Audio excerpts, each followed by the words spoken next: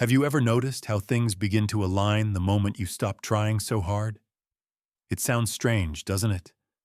All your life you were taught to chase, to struggle, to push forward. But what if the truth is the opposite? What if attachment is the very thing holding you back? In relationships, at work, and even in your own peace of mind? Carl Jung, one of the most influential thinkers in psychology, believed something many people resist. The more you attempt to control life, the more it slips away. Today, I'll explain why letting go may be the only genuine path to freedom. Stay with me until the end, because this shift in perspective could change everything. The tighter we hold onto how life should be, the faster it moves away.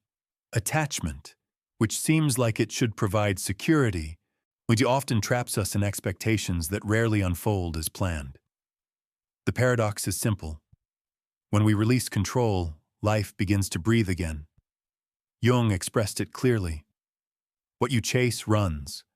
What you accept transforms. We live in a culture that praises effort, control, and constant achievement, as if peace is always just ahead.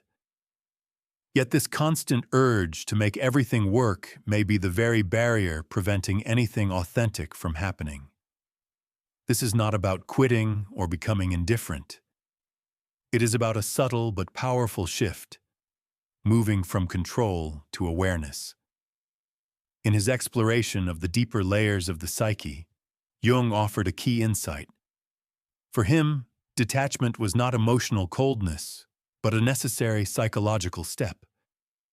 The ego must separate from its projections, so something more real can emerge.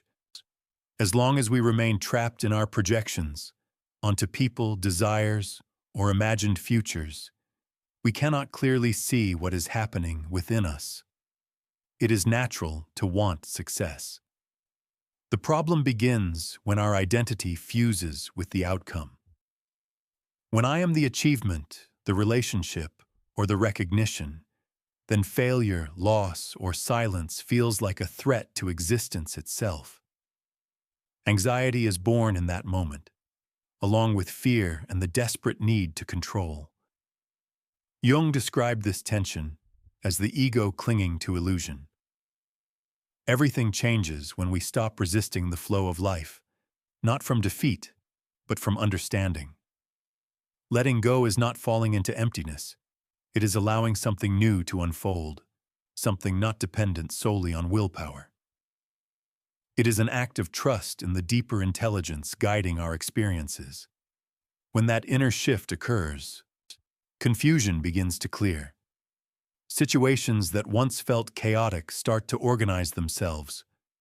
Opportunities appear without force. Anxiety softens into presence. Letting go does not mean abandoning your goals or withdrawing from the world. It means no longer forcing outcomes.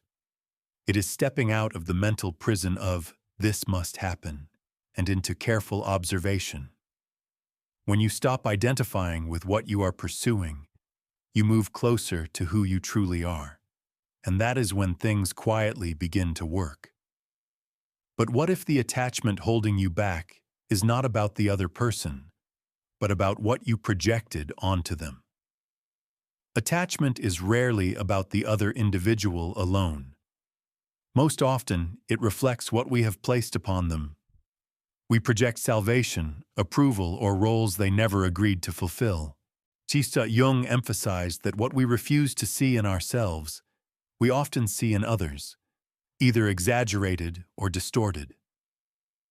In that distortion, attachment takes shape. The ego, hungry for control and recognition, tries to possess the outer world as if it were an extension of itself.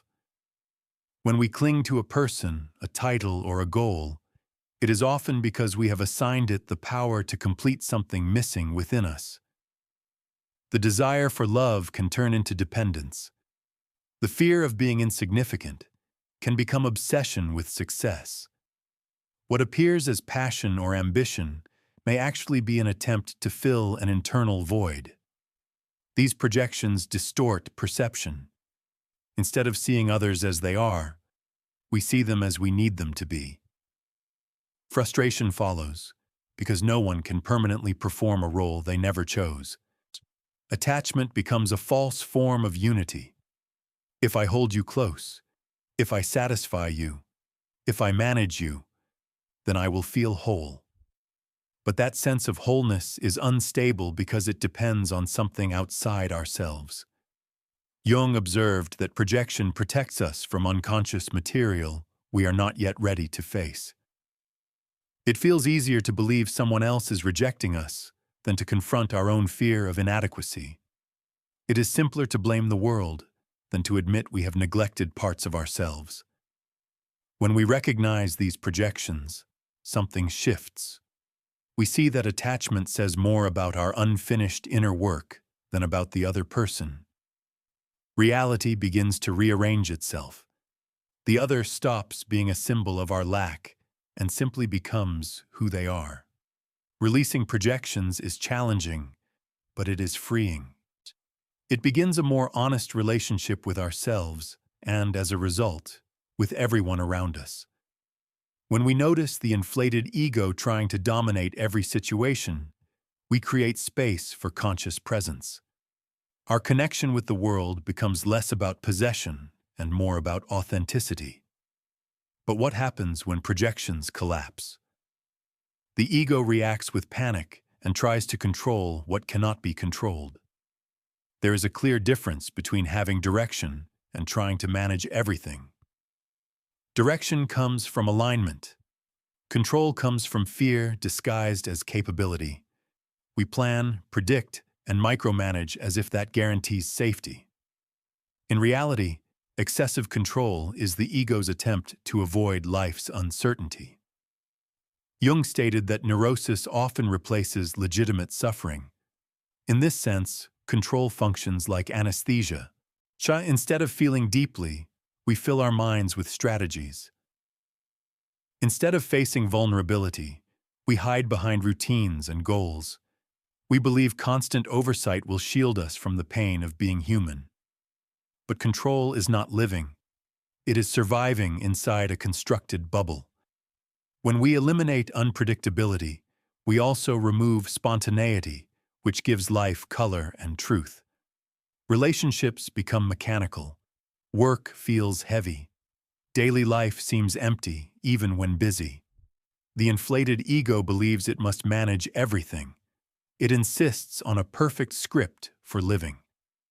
Any deviation produces guilt, anxiety, or self-criticism. The mind overloads itself, like a system running too many processes at once. Emotional exhaustion is not weakness. It is the natural result of this pattern. At its core, control defends against surrender. Yet surrender is not defeat.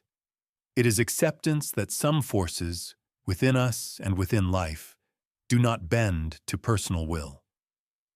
Jung viewed the unconscious as a living intelligence shaping reality alongside conscious effort. When we ignore this dimension, we assume everything can be solved through logic alone. Letting go of control becomes an act of trust. It acknowledges wisdom even within chaos. It allows the unpredictable to serve as a path forward. This does not mean drifting without purpose. It means creating room for life to surprise us. Something impossible when we attempt to control even silence itself. The more we force outcomes, the more disconnected we feel. The more we pause, observe, and sense before reacting, the more we recognize that life has its own rhythm, and that rhythm moves with intention. What if real freedom is not found in controlling everything, but in allowing the ego to reorganize itself? Letting go is not withdrawing from life. It is moving closer to your authentic self. It is the point where the ego, exhausted from trying to manage everything, begins to release its grip and make space for something deeper to lead. Everything begins to loosen its grip and turn towards something deeper, the self. In Jungian psychology, the self is the center of the psyche, the totality of the person. It is not the social identity or the roles we perform. It is who we are when we stop acting. As long as the ego leads, life revolves around outer expectations, how we should behave, how we should appear, what others demand from us. Letting go of these ideas marks the start of a return, not to the past, but to our essence. Carl Jung called this process individuation, the journey of becoming who we truly are by integrating the conscious and unconscious parts of the personality. This path is not abstract. It begins in small breaks. The moment you stop repeating an old pattern, when you realize you no longer need to maintain a role, when a relationship ends, and instead of rushing to fill the emptiness, you face it. These moments of detachment are openings. They do not promise instant comfort, but they create room for authenticity. Real surrender starts when the ego recognizes its limits, when it understands it does not have to pretend to control everything or have all the answers. That is when something quieter begins to move within. The self does not force or shout. It guides with calm clarity. Its direction does not come from strict logic, but from resonance. What feels aligned, what makes sense even without immediate explanation. This form of detachment is not passive. It is a refined state of presence, acting without obsessing over results, loving without demanding return, creating without needing approval. What fuels this state is no longer the hunger for validation, but an inner coherence that does not depend on applause to remain steady. In individuation, the ego does not disappear. It takes on a new role. Instead of claiming ownership of truth, it begins to serve the self. That inner shift transforms everything. Relationships grow more genuine. Decisions carry deeper meaning. Life, once treated as something to conquer, starts to reveal itself as something to experience. Letting go, in this sense, is not loss. It is integration. It allows what must leave to leave and gives space for what is ready to emerge. In that movement, we stop living as characters and begin living as whole individuals. But for the self to rise, another layer must fall, the persona. A central concept in Jung's psychology. The persona is the social mask we wear to gain acceptance. It is functional and necessary for navigating society. The problem begins when we identify with it too strongly and start protecting an image instead of living a truth. Being the strong one, the spiritual one, the successful one, the perfect child, these labels may sound admirable, yet they carry a cost. They require constant self-monitoring to preserve the image. It becomes exhausting and creates distance from others, because no one can feel whole while constantly performing. So Jung viewed the persona as useful but limited. It acts as a bridge between the inner and outer worlds. Trouble begins when we forget there is something beyond it. When attachment to image becomes intense, any threat to that identity triggers fear, defensiveness, or irritation. At that point, we are no longer living, we are managing impressions. Freedom begins when we understand we do not need to maintain a fixed narrative. We can fail, change direction, contradict ourselves. We do not have to remain consistent with who we were yesterday, only honest with who we are now. That is where authenticity appears, even if it unsettles others. Letting go of the persona is a courageous act. It requires being seen without armor, allowing yourself to exist beyond the carefully shaped image. Yet it is deeply liberating, like stepping out of a rehearsed role and finally speaking in your own voice. Jung expressed it clearly. The one who looks outward dreams. The one who looks inward awakens. Clinging to image is a waking dream, believing we are only what we display. Awakening happens when we turn inward and recognize the depth the persona cannot contain. Behind that mask, however, lies what we fear most: the shadow. Freedom can be unsettling. Many say they want it, but few are ready to face it honestly. Being free means having nowhere left to hide, not in people, roles, or promises. It means taking responsibility for every part of yourself, even the parts you avoid. That is where the shadow lives. For Jung, the shadow represents the repressed aspects of the psyche, the traits we deny, ignore, or label unacceptable. So it is not inherently evil. It simply includes what did not fit into the image we created of who we thought we should be. The more we reject it, the stronger it operates behind the scenes. An attached person may claim to want freedom, yet often fears what comes with it: emptiness, silence, lack of validation. That is why they cling to people, work, or an ideal future, not from love, but from fear. Fear of facing what arises when everything they depended on disappears. Detachment becomes painful here because letting go is not only external, it is internal. What remains when desire is denied? What surfaces when a relationship ends, a plan fails, or an image breaks? In that exposed space, the shadow appears. Sometimes as anger, envy, or deep sadness, emotions we would rather avoid. But courage is required to move through this space without denying the experience. Jung stated that there is no enlightenment without confronting the darkness of the soul. Transformation happens in that passage. When we stop fearing the shadow, it stops ruling us indirectly.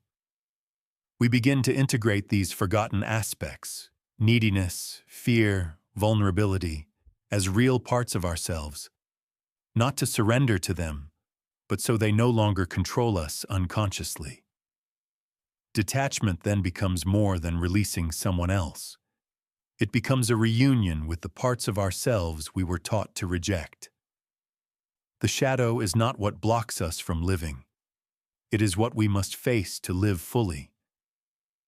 Only those who walk this inner path honestly can experience a freedom that does not depend on external support. And how does the shadow enter the place we least expect it? In the bonds we call love. It is common to confuse love with need. The line between wanting someone and fearing life without them is thin, yet crucial. Jung noted that real love begins when projection ends. As long as we are trapped in what the other represents, we cannot see them clearly, or ourselves. In the early phase of relationships, idealization is natural, but if it continues too long, it becomes a prison disguised as affection. We project onto the other our safety, emotional rescue, even identity. Without realizing it, we create dependency. The other person becomes a role rather than an individual. Attachment settles there, not as intimacy, but as fear disguised as love. Fear of loss, fear of inadequacy, fear of confronting inner emptiness. This fear produces jealousy, control, anxiety. The other must remain close for us to feel stable. If they pull away, we collapse. But love that clings is not love, it is need. A relationship built on control is not connection, it is shared insecurity. When those chains are released, what often remains is truth. We may care deeply for the other, yet we may also have used them to avoid facing ourselves. Detaching does not mean ending love. It means loving in a clearer way, allowing the other to exist without forcing them into a fixed emotional role. It means appreciating someone without trying to possess them, relating to who they truly are, not to the projection we created. This requires maturity. It means accepting their freedom, the possibility that they may change or leave, and still valuing them. It also requires inner restructuring. Instead of seeking completeness in another, we develop stability within ourselves. Non-possessive love is not distant, It is more present because it is not driven by anxiety. It is steady and deep. It is when we does not erase I. When togetherness does not mean losing yourself, but sharing your wholeness. When projection ends, real relationship begins. Not perfect, but real. A meeting between two conscious individuals who do not dissolve into each other, but recognize each other, and because of that recognition, love freely. Maintaining appearances and dependencies, however, comes at a cost, our vital energy. There comes a point when the effort to keep everything intact collapses. The character built to satisfy demands and standards begins to break. What once felt like strength through control becomes a burden. The exhaustion that seemed physical reveals its deeper source. The ego is tired. This fatigue is not weakness. It is a quiet signal from the unconscious, a pause imposed from within, as if something says, I cannot keep pretending. And that is often when the self begins to emerge, not with excitement, but with a calm peace that follows an ending. Jung saw such breakdowns as invitations to truth. When our inner structure falls apart, it is often preparing to rebuild at another level. Emotional burnout, so common today, can be understood not only as overstimulation, but as overload, too many personas, too many roles, too many expectations carried for too long. Expectations, without real alignment with what we truly feel, drain us. Living to maintain an image demands constant energy.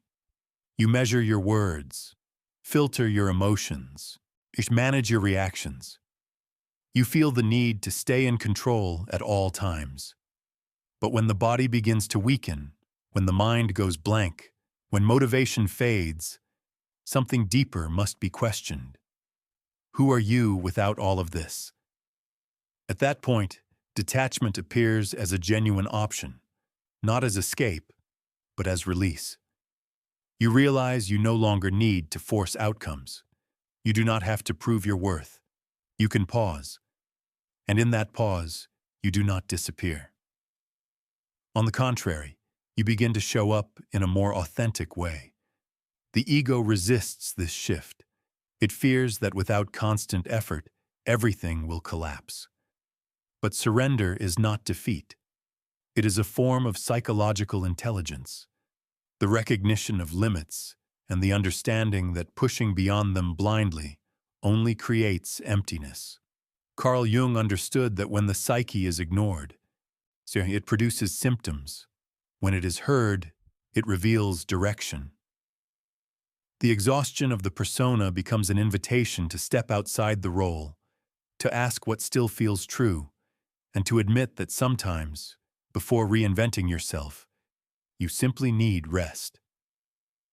Let go of the performance, and in that stillness, allow something more real to rise. When the persona falls apart, however, a quieter pain often follows, mourning who we never became. Much is said about detachment as freedom, but little is said about the grief it carries. Letting go is also a symbolic death.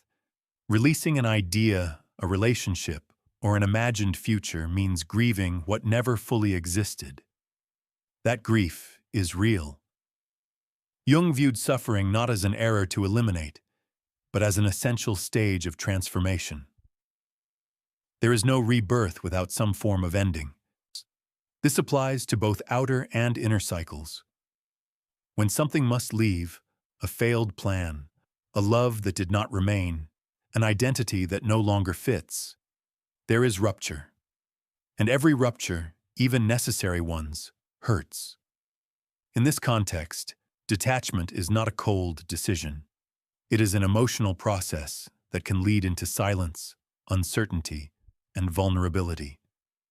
When what supported you disappears, a void opens. Though that emptiness is fertile, at first it feels frightening. Mixed emotions often appear: relief and sorrow, freedom and loneliness, courage and fear. This is psychological mourning, not only for the loss itself, but for the image of how it was supposed to unfold. The ego wants explanations and clear reasons. It searches for logic in what failed. But the self operates differently, less linear, more circular. Sometimes what does not happen is exactly what turns us inward, pushing us to reassess values, rebuild foundations, and stop following paths that no longer belong to us, even if they still feel familiar. Honoring grief is as important as releasing it. Only by moving through pain without denying it can real change occur.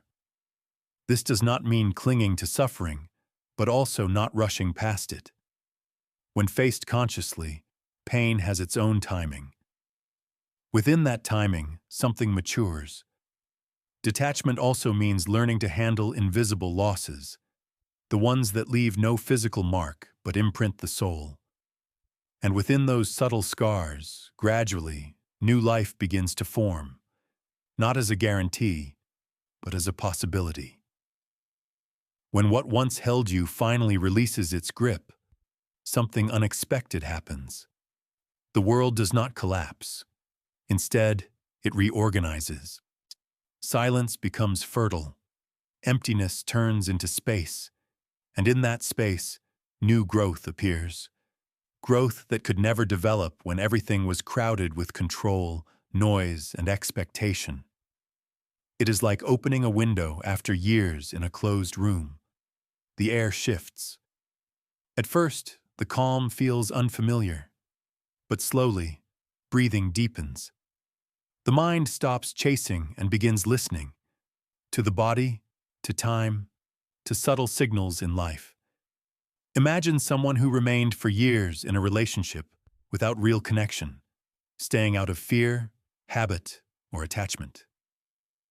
When they finally let go, not only of the person, but of the illusion that it must continue, there is shock, silence, emptiness.